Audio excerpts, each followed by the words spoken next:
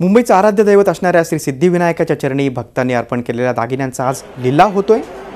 2 kilo 300 ग्राम एवढ्या वजनाच्या 300 सोन्याच्या वस्तू यांचा लिलाव आज होईल।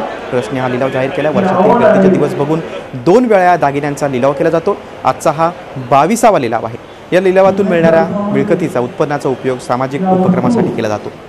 भावनिक दृष्टिकोनातूनही या अर्पण केलेल्या सोन्याला विशेष महत्त्व असतं। यंदा जीएसटी 3% लावला जातोय आणि नोटबंदी यानंतर होणारा लिलावास थोडासा अल्प प्रतिसाद आहे। येथील परिस्थितीचा आढावा घेतला आमचे प्रतिनिधी सागर कुलकर्णी यांनी। सिद्धिविनायक मंदिराच्या वतीनं आज गुरुपौर्णिमेच्या निमित्तानं वेगवेगळ्या दानामध्ये ज्या वस्तू आल्या आहेत, जे वस्तू भाविकांनी दान केलेल्या आहेत, अशा वस्तूंचा लिलाव या ठिकाणी करण्यात येत आहे।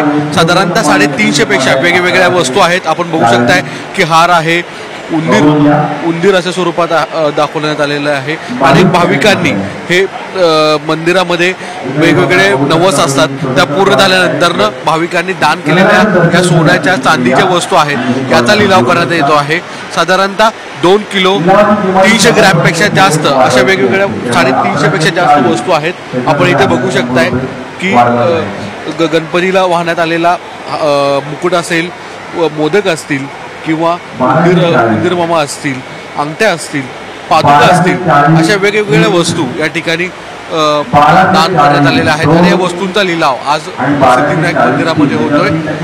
एकूण या माध्यमातून मूळ भावापेक्षा जास्त जे काही रक्कम येईल त्याची न्यासाच्या वतीने दान धर्मासाठी आणि इतर सामाजिक कामासाठी वापर केला जाणार आहे। व्हिडिओ जर्नलिस्ट रवी चव्हाणसह सागर कुलकर्णी, झी मीडिया।